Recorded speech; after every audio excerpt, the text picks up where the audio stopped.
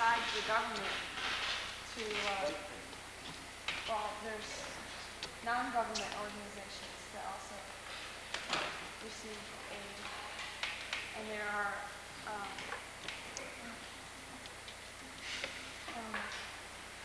on the third world table we discussed a lot of different aid possibilities.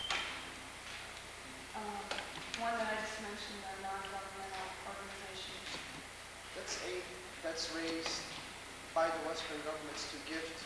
It's not necessarily raised by the Western governments, but by non-governmental organizations. What I'm wondering is how could money that's raised within the third world economies, for instance, by government corporations or by private corporations, how could you be sure that that's going to be funneled back into development projects? So I want to ask you, how do you think about that now? Could you repeat that question? Repeat the question. There are some trends to organize multinational, their own multinational corporations in developing countries, in some developing countries, to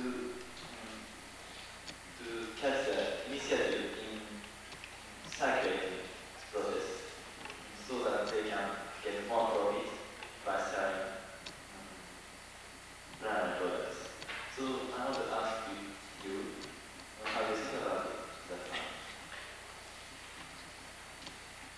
Whoever owns those companies in the country that gets rich and not necessarily the owners.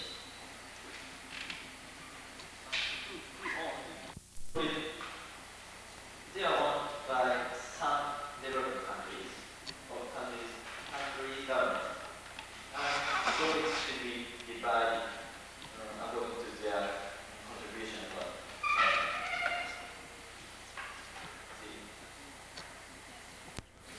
Actually, the Indonesian government asked the Japanese government to, not the Japanese government, but one of the trading companies in Japan to give them information how to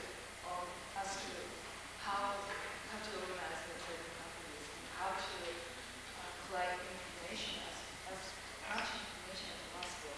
I think one of the important things is for developing countries to collect information. So in that sense, I think Japanese trading companies have the possibility to help their trading companies in Indonesia, Korea, and other countries. So we are facing yet these theoretical problems of how these revolutions are and self-defeat. People in the periphery want to accept.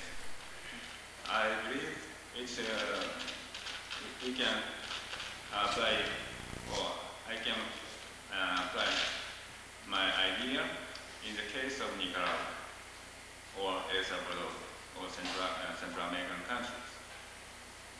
On the question whether developed nations' lifestyle depends on underdevelopment in the third world, especially the part where 19 males, U.S. males answered yes, and 100% of the males in Japan answered yes to that question. And they thought maybe the differences in the results were because of the education in Japan about the developing countries. And also, this is interesting, they mentioned that they thought if the businessmen in Japan were to vote on that question, that their vote would probably be very similar to the American males' vote. And also that the crisis game was useful because it demonstrated the different lines of communication that are used in developing issues. It's a mutual lesson that we all learned, and the word mutual is key. As I said before, it's kind of hard for me not to get emotional, inside about this, because we really put a lot of time and energy into this whole thing. But we have something really unique here, not just in a physical sense, but in a sort of in a mind sense. And I said last year, and I still believe that I think, this right here is the real United Nations. I'm really proud to have had the privilege, and it's been a privilege to work and talk and get to know each and every one of you over the last year. And I want to thank every single Japanese delegate for showing us your country and for teaching us about your country and about your culture and about our own. And I'll never forget this trip to Japan, and I'll never forget the goodwill that you've shown us. And so I'm leaving for China in less than 2 weeks, and I'm going to be alone in a strange place that nobody really knows a hell of a lot about. But I'm a little scared. But I couldn't think of a better way to begin my trip than by finishing this experience and being with all of you and knowing that all of you are sort of like my new special friends. And just hearing, almost everybody has expressed like some support, for next year, going to China. Wow, that's really great. And just having that support has made it a lot less scary for me.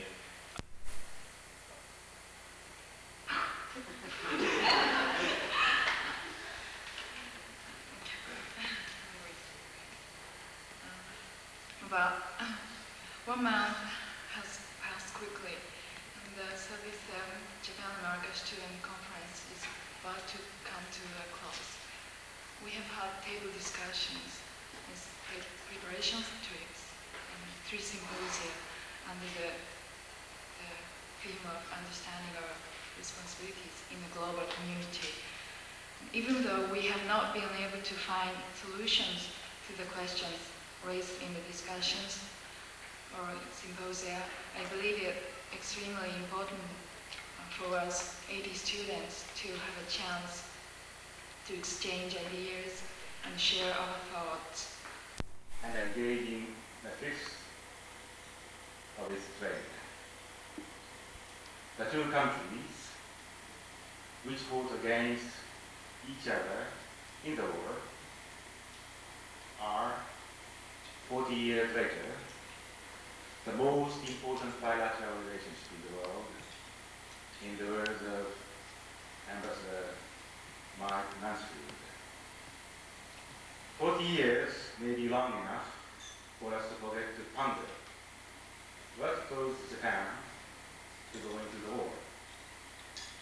From both the professional and personal standpoint, I thank you for the opportunity to see a JASC at work. Throughout this conference, you have all been actively participating in international relations, whether quietly discussing issues on the front steps at Kawaguchiko or fervently debating a point on a field study. And also, JASC creates human resources. From now, we will spread out all parts of the world, and we must contribute something in all parts of the world. JASC students, instead of just watching the world pass by or watch history be made, they get involved, and that's important. They get involved, and they're not apathetic, and they try to create a good spirit between 2 peoples. I sometimes feel that there must exist deep gaps of differences between our 2 countries. But at the same time, it is truly a learning opportunity. On behalf of the Executive Committee, we'd like to express our appreciation for every delegate's willingness to open up to one another. There was much work to be done, and it's almost hard for us to understand how much work was done, but we really appreciate every minute of your time that you devoted to making the conference together with us. First person is Nozomi Kirokoro.